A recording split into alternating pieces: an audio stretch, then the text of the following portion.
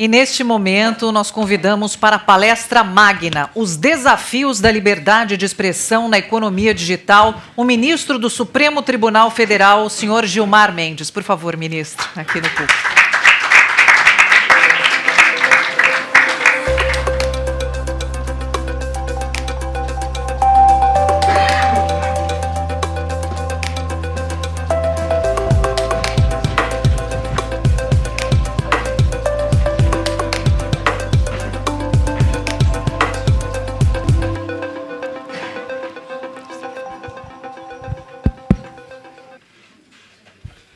Bom dia mais uma vez a todas e a todos.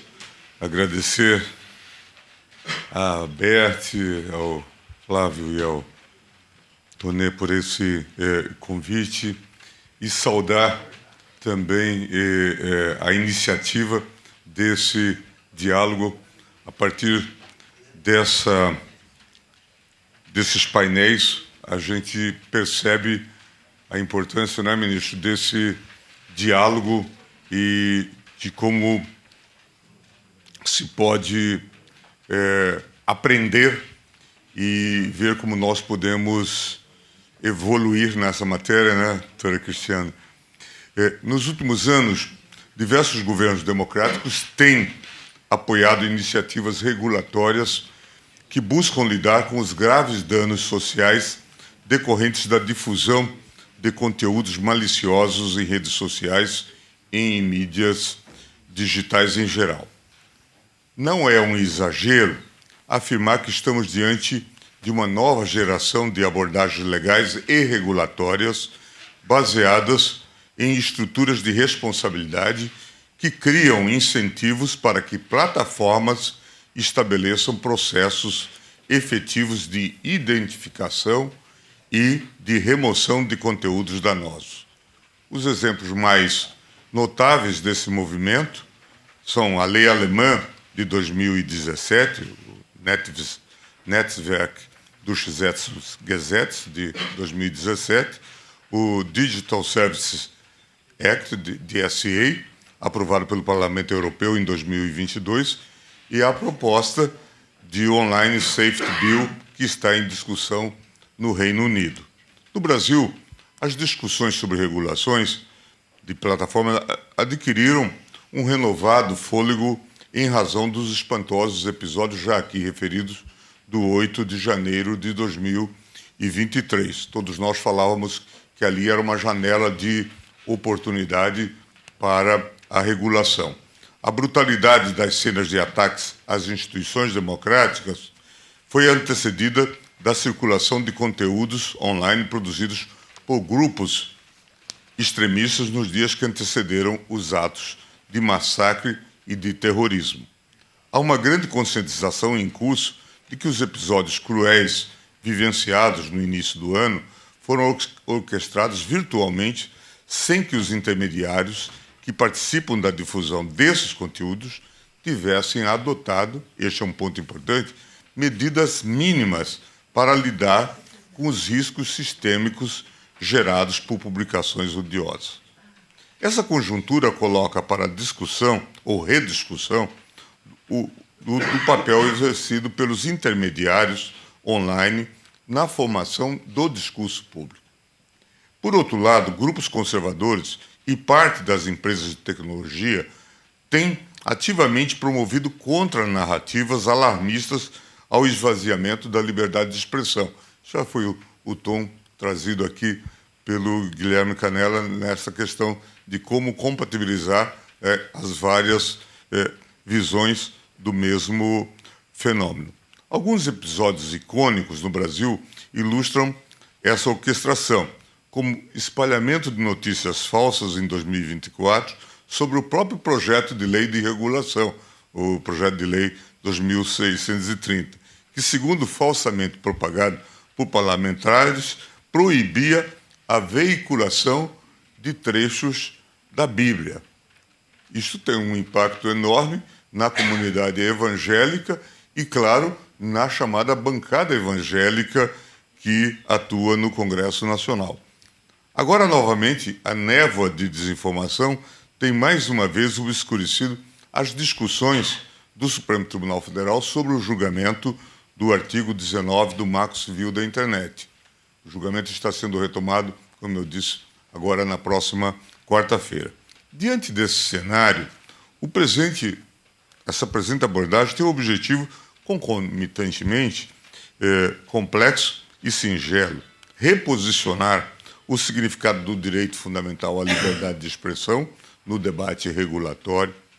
É elementar compreender que esse direito fundamental tem sido paradoxalmente invocado não para proteger posições individuais, como tradicionalmente consignado na gramática do direito constitucional, mas para erguer um escudo protetivo dos modelos de negócios de empresas em contrapartida às frentes regulatórias. Isso me parece um ponto importante. A retórica conservadora, no entanto, não resiste ao exame rigoroso de que efetivamente está em jogo sobre o direito fundamental à liberdade de expressão na era digital. Desenvolvo 3 razões que descortinam a ideia que regular as redes sociais não é tolher ou, de qualquer forma, mitigar o direito fundamental à liberdade de expressão. Primeiro ponto, as plataformas digitais não são meros condutores de informação, mas verdadeiros reguladores do discurso online. As primeiras legislações que dispunham sobre a responsabilidade de intermediários de informação digitais foram editadas sob a tônica do regime de irresponsabilidade pelo conteúdo de terceiros. No contexto norte-americano, por exemplo, essa lógica foi consagrada no parágrafo 230 do Communication Decency Act, que consagrou uma imunidade quase que absoluta aos intermediários, excepcionados somente nas situações de violação a direitos autorais. Essa mesma perspectiva orientou a Diretiva Europeia do Comércio Eletrônico, que também estabelecia um regime geral de privilégios de segurança para os provedores de conteúdo, e por decisões da Corte Europeia de Justiça. Entre nós, no Brasil, o artigo 19 do Marco Civil da Internet também se aproximou a uma lógica de irresponsabilidade ou de responsabilidade mitigada das plataformas pelo conteúdo de terceiros. A lógica subjacente às legislações era bastante simples. Pressupunha-se que, se o regime de responsabilidade dos intermediários fosse altamente rígido, corria-se o risco de uma espécie de censura colateral. Os intermediários tenderiam a tornar indisponíveis qualquer conteúdo que os expusesse à responsabilidade. Embora esses riscos sejam reais, o paradigma da imunidade dos intermediários acabou por desconsiderar o papel ativo que as plataformas passaram a exercer nas décadas seguintes. Em vez de figurarem como agentes meramente neutros, que era essa a suposição, ou como tubos de comunicação, fato é que empresas como Facebook, Google e Amazon são hoje capazes de interferir ativamente no fluxo de informações. Elas fazem isso por meio de filtros, bloqueios ou impulsionamento em massa de conteúdos produzidos pelos seus usuários. Os múltiplos mecanismos de interferência no fluxo baseiam-se em decisões tomadas por algoritmos, como já foi aqui mencionado, que permitem às plataformas manipular e controlar a forma de propagação dos conteúdos privados de forma pouco transparente. Nesse cenário, os atores privados da internet se tornam responsáveis por mediar situações de conflitos entre direitos fundamentais básicos, muitas vezes antes da própria autoridade estatal. Eles exercem ainda uma função normativa importante ao estabelecer regulamento e termos de uso dos seus serviços. Também assumem a função de resolver conflito entre os participantes de rede, ou entre esses e a própria plataforma. Ao fazer cumprir os regulamentos e termos de uso pactuados, as empresas se engajam em uma verdadeira função adjudicatória de direitos. As decisões seletivas e arbitrárias de moderação de conteúdo das empresas impõem danos sociais significativos, podem incitar violência, podem ameaçar a saúde pública e podem minar a democracia, como temos aí exemplos. É possível afirmar que a doutrina nacional tem interpretado o artigo 19 do Marco Civil da Internet, e isso representa uma opção do legislador, ou representaria uma opção do legislador, pelo modelo de responsabilização judicial, com o intuito de preservar a liberdade de expressão na internet, ainda que em detrimento do controle absoluto do usuário sobre a informação.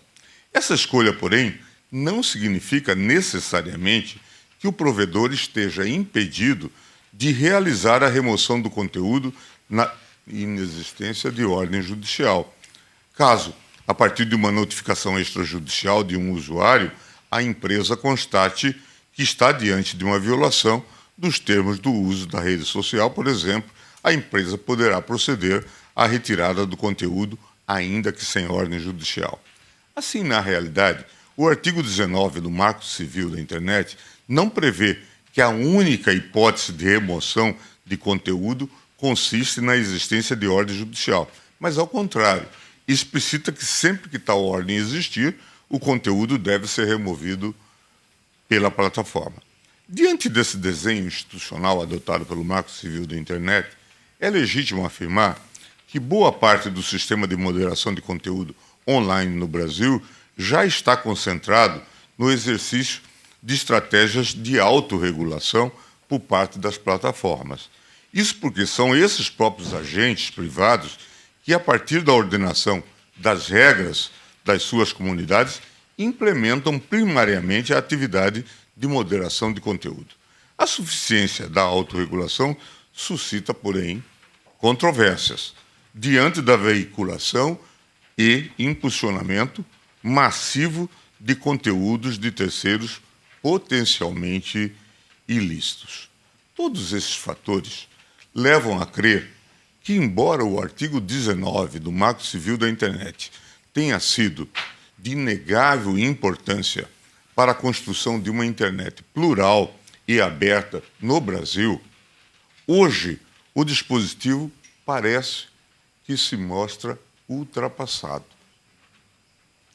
A corroborar esse diagnóstico, diversas iniciativas estrangeiras, como nós vimos, têm construído regimes de responsabilidade mais sofisticados para a operação de plataformas digitais. O segundo ponto que eu gostaria de abordar é a desagregação política no discurso online. Essa desagregação não é um efeito colateral da atuação das plataformas, mas sim um elemento crítico dos seus modelos de negócio. A compreensão adequada dos desafios regulatórios impostos pelas plataformas digitais exige uma análise rigorosa da arquitetura econômica que sustenta essas empresas. Diferentemente da narrativa corporativa que apresenta essas plataformas como espaços neutros de comunicação, a realidade é que elas constituem sofisticados modelos de negócio voltados especificamente para a captura e monetização da atenção humana. Isso já foi também abordado, inclusive, na palestra do Guilherme. Não por acaso, autores como Tim Wu as denominam apropriadamente as mercadoras de atenção. Evidentemente, a natureza comercial da relação estabelecida entre usuários e plataformas. Nesse paradigma econômico, o objetivo central não é facilitar a comunicação ou o compartilhamento de informações, mas sim maximizar o tempo de permanência dos usuários na plataforma. Cada segundo adicional de engajamento traduz-se em oportunidades ampliadas de exposição publicitária e, consequentemente, em receitas incrementadas. Essa lógica comercial determina as escolhas de arquitetura fundamentais dessas plataformas, desde o design da interface até a programação dos algoritmos de recomendação. As estratégias de design dos produtos digitais são calibradas precisamente para otimizar esse objetivo. O formato de vídeos curtos, popularizado pelo TikTok, por exemplo, não representa uma inovação meramente estética, mas uma sofisticada engenharia comportamental desenhada para manter elevados os níveis de dopamina dos usuários. Essa arquitetura de adição explora deliberadamente os sistemas de recompensa neurológica, criando padrões de consumo compulsivo que resultam em maior tempo de permanência na plataforma. A questão central, contudo, reside no fato de que esse modelo de negócio é estruturalmente inclinado à veiculação de conteúdos que promovem desagregação política. Os algoritmos das redes sociais, em seu processo de otimização para a maximização do engajamento, internalizaram uma lógica perversa. Conteúdos divisivos e polarizadores são sistematicamente os que mais geram interação entre os usuários. Essa descoberta não é fortuita, mas decorre de uma característica fundamental da psicologia humana que privilegia respostas emocionais intensas a estímulos controversos. O jornalista Max Fischer, em sua obra A Máquina do Caos, oferece um mapeamento meticuloso desse processo, demonstrando como o engajamento é diretamente dependente de conteúdos que alimentam a criação de câmaras de eco e bolhas informacionais. Através de extensa pesquisa empírica, Fischer revela como os algoritmos dessas plataformas aprenderam que a radicalização do discurso político é um mecanismo eficaz para manter os usuários engajados e consumindo conteúdo por períodos prolongados. Esse fenômeno produz um ciclo vicioso particularmente nocivo para a democracia. Os algoritmos identificam que conteúdos extremistas, teorias conspiratórias e narrativas polarizadoras geram mais cliques, compartilhamento e comentários do que informações factuais e debates equilibrados. Consequentemente, esses conteúdos recebem maior visibilidade e alcance, sendo impulsionados para audiências progressivamente maiores. O resultado é a amplificação sistemática de discursos que fragmentam o tecido social e minam as bases do diálogo democrático. A formação de câmaras de eco representa outro aspecto crítico desse modelo. Os algoritmos de personalização, ao buscar oferecer conteúdos que mantêm os usuários engajados, tendem a apresentar informações que confirmem as crenças e predisposições pré-existentes dos indivíduos. Essa lógica de reforço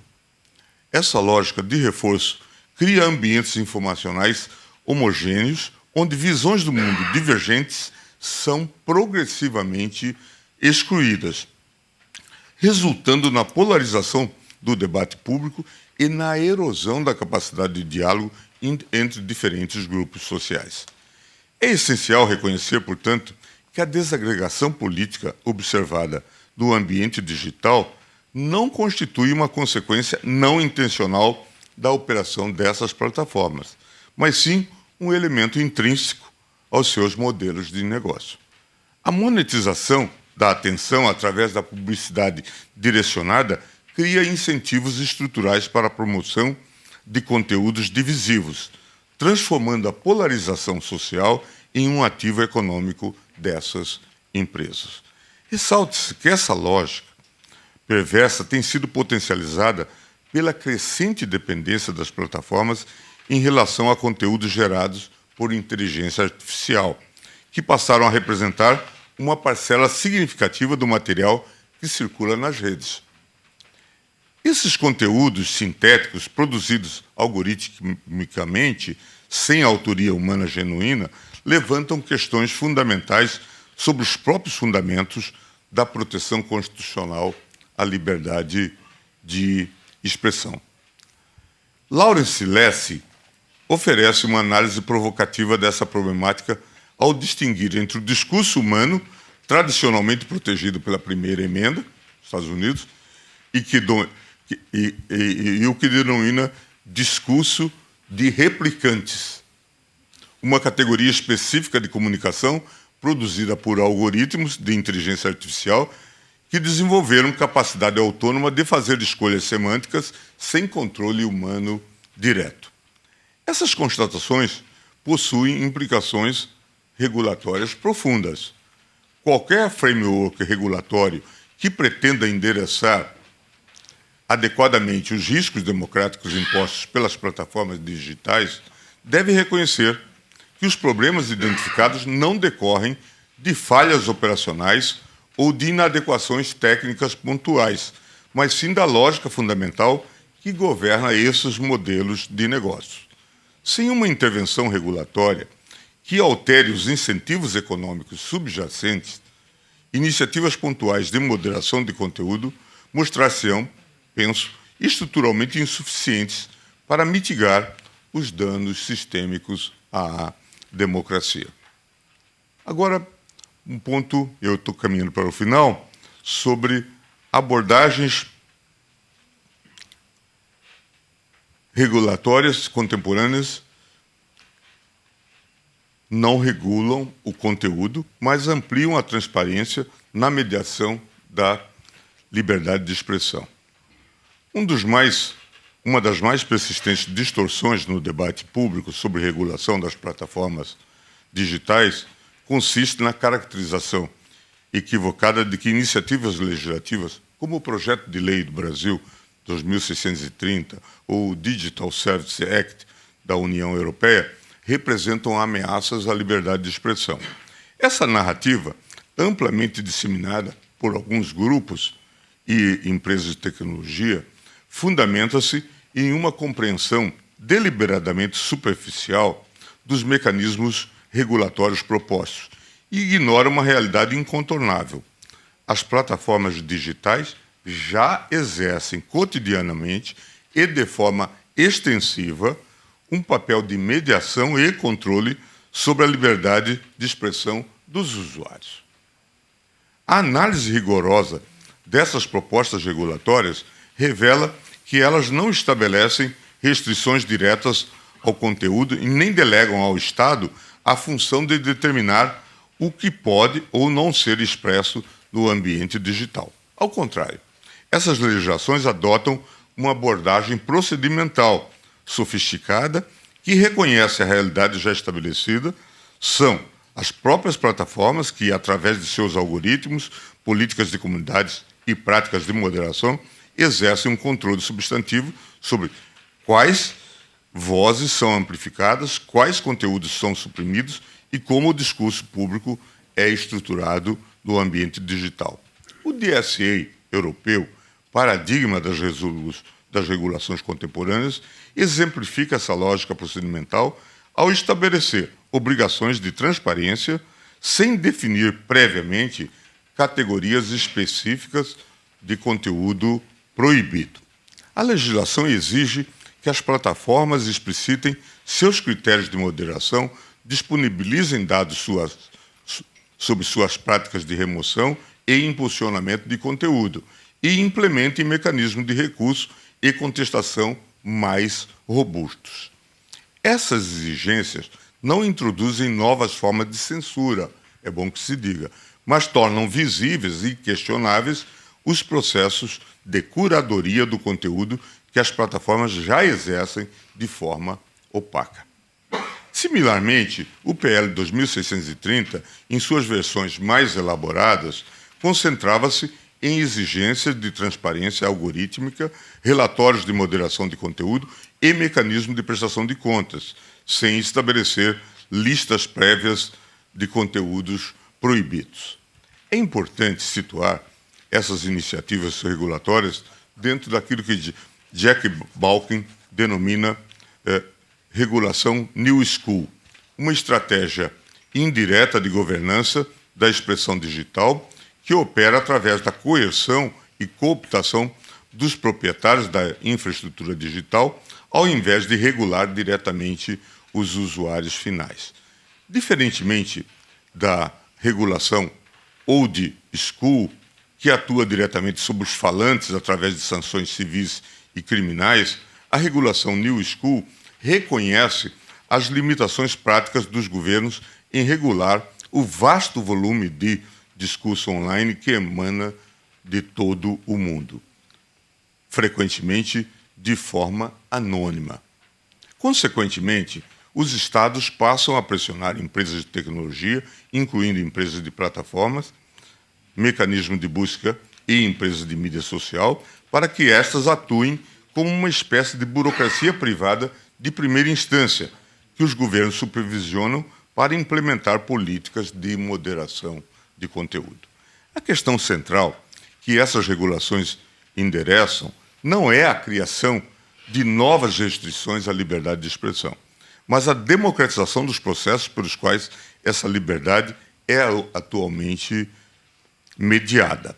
As plataformas digitais já funcionam como verdadeiros editores do discurso público, determinando, através de algoritmos opacos, quais mensagens alcançam amplas audiências e quais permanecem invisíveis. Elas já removem conteúdos, suspendem contas e modulam o alcance de publicações com base em critérios internos, frequentemente obscuros e inconsistentes.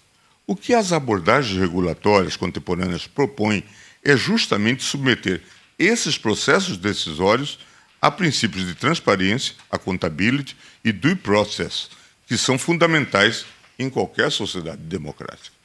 Quando uma plataforma remove um conteúdo ou reduz o seu alcance, os usuários têm o direito de compreender os critérios utilizados, de contestar a decisão através de mecanismos efetivos e de ter acesso a informações sobre como essas políticas são aplicadas de forma agregada. Essa transparência procedimental representa, paradoxalmente, uma expansão e não uma restrição da liberdade de expressão. Ao exigir que as plataformas explicitem seus critérios e práticas, as regulações criam condições para um debate público mais informado sobre os limites apropriados do discurso online. Ao estabelecer mecanismos de recurso e contestação, elas reduzem o risco de censura arbitrária e expandem as possibilidades de correção de decisões equivocadas de moderação. Ademais, essas regulações reconhecem que a liberdade de expressão no ambiente digital não pode ser adequadamente protegida através de uma abordagem puramente negativa, que se limita a restringir a intervenção estatal. No contexto das plataformas digitais, a proteção efetiva da liberdade de expressão requer intervenções positivas que assegurem condições mínimas de pluralidade, transparência e accountability nos espaços onde o discurso público é mediado. A resistência corporativa a essas propostas regulatórias deve ser compreendida não como defesa da liberdade de expressão, mas como proteção de prerrogativas de autorregulação que permitem às plataformas exercer o controle sobre o discurso público sem supervisão democrática. A retórica da liberdade de expressão é instrumentalizada para preservar um status quo no qual decisões com impactos profundos sobre a democracia são tomadas de forma opaca e sem prestação de contas. É fundamental, portanto, reposicionar o debate regulatório a partir de uma compreensão mais sofisticada da liberdade de expressão no ambiente digital. Essa liberdade não é protegida pela manutenção de um regime de irresponsabilidade das plataformas, mas pela criação de estruturas institucionais que assegurem que o poder de mediação do discurso público seja exercido de forma transparente, controlável e compatível com os princípios democráticos. Eu chego à conclusão. A análise dos 3 pilares apresentados nesta abordagem converge para uma conclusão inequívoca. O debate sobre a regulação de plataformas digitais no Brasil encontra-se em um momento de inflexão histórica, que demanda uma revisão fundamental de nossas premissas conceituais e marcos regulatórios. A persistente invocação da liberdade de expressão como escudo protetor dos modelos de negócios das Big Techs revela-se não apenas conceitualmente equivocada, mas profundamente contraproducente para a proteção efetiva desse direito fundamental no ambiente digital.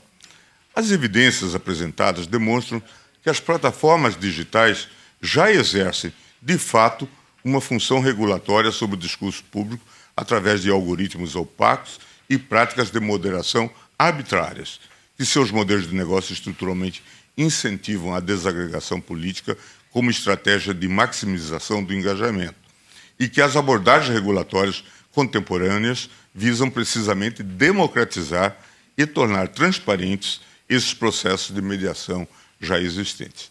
Diante dessa realidade, a manutenção do status quo regulatório brasileiro não representa uma defesa da liberdade de expressão, mas sim a perpetuação de um regime de irresponsabilidade que permite às plataformas exercerem poder quase que soberano sobre o discurso público sem qualquer supervisão democrática. O momento presente exige, portanto, que os poderes executivo, legislativo e judiciário abandonem as falsas dicotomias que têm obscurecido o debate público e reconheçam que a proteção robusta da liberdade de expressão na era digital depende fundamentalmente da criação de estruturas institucionais que submetam o poder das plataformas a princípios de transparência, accountability, due process. A tarefa não é simples, mas é inadiável. Construir um novo paradigma regulatório que assegure que a revolução digital sirva ao fortalecimento e não ao enfraquecimento da democracia e, no nosso caso, da democracia brasileira. Muito obrigado. Obrigada ao senhor ministro. Muito obrigada. Muito obrigada a participação do ministro Gilmar Mendes aqui no nosso seminário. Sempre uma honra contar com as suas análises e contribuições.